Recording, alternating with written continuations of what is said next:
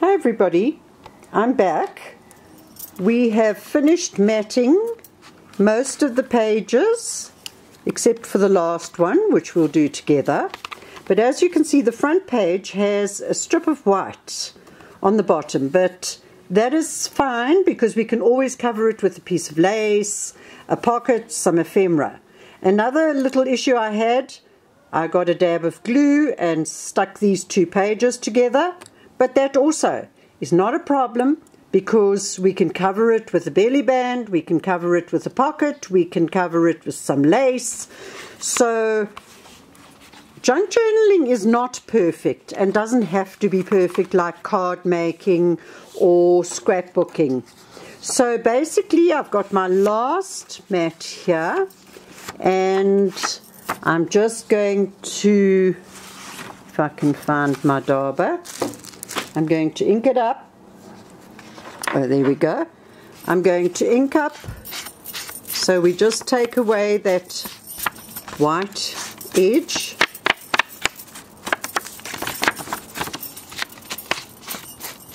You can see I've rounded all my corners of my pages just on the outside.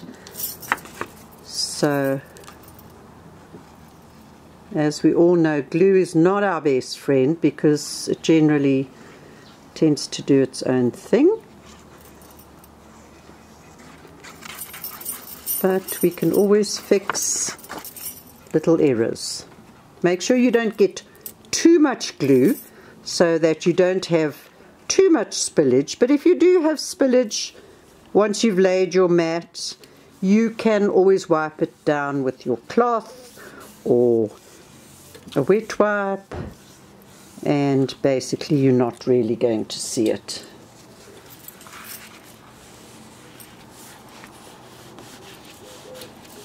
Like I just said, there we go. Okay, so now we've got all our pages in our little album matted, and from this you can see that my center is open. Now I've left it that way particularly so that we can insert our coffee dyed little junk journal, whatever you would like to call it, and that will then go into the middle, and there you have your perfect journal. Now we're going to fill it with pockets, with ephemera. We're going to show you how to do the elastic, which is the elastic that holds this little piece inside. I will also show you just how to stitch your little junk journal book.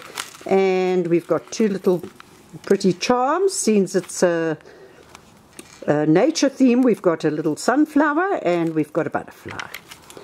And as you can see in this one, we've got all sorts of other ephemera. But the next step is going to be making your ties. So there are a number of ways you can do it, but as you can see from here, I actually love this idea. I've used bias binding, which I've dyed, again with either Tim Holtz inks, or you can go to your local cake shop and get the cake colouring and a little bottle, and then you can just mix up a teeny amount of the actual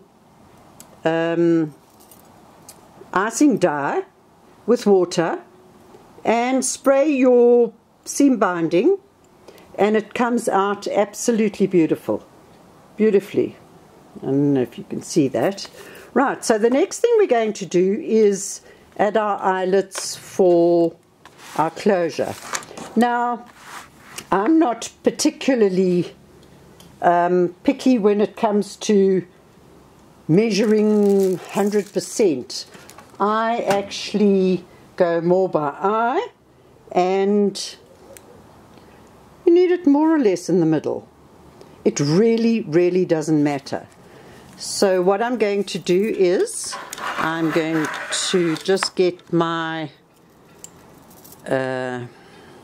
eyelet setting, what do you call these, eyelets? Yeah, my eyelet setting tool, and I'll be back in a sec.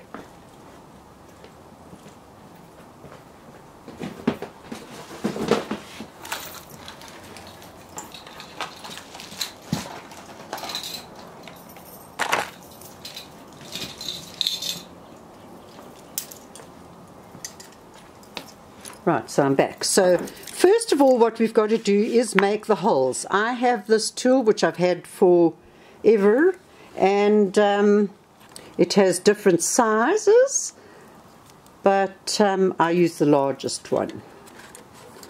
So what I'm going to do is just more or less eyeball, go in about a ½ an inch, eyeball the middle, and create my hole for my eyelet to go in. Now obviously on the other side you want to get it pretty close to the same, so again, sorry, I'm out of frame there. Again, I just more or less eyeball and punch my hole, and there we have the 2 holes ready for our eyelets. Now I use an eyelet setter, which one can get fairly inexpensively from your local haberdashery, and I buy these eyelets by the packet, and you have assorted colors. You have the copper, the silver, and the bronze. So I'm going to, I think, use copper ones for this. And we're going to drop them all over the place, but we're not. So, this is actually a very easy step if you have the right tools. So you place your eyelet through your album, and where is the tool that I need? Excuse me. Right. And here is our setter, which is also a fairly inexpensive tool from the haberdashery store. So we're going to place that one in there. You make sure you get one side under and in the hole and squeeze, and it's as simple as that. And then you have your eyelet set beautifully. Do the other side. Same. We make sure that the one with the piece sticking up goes through the back of the hole, and squeeze, and you don't even need brute force, and there you go, and it's done. So let me just page through. I have all the pages layered with beautiful, beautiful images.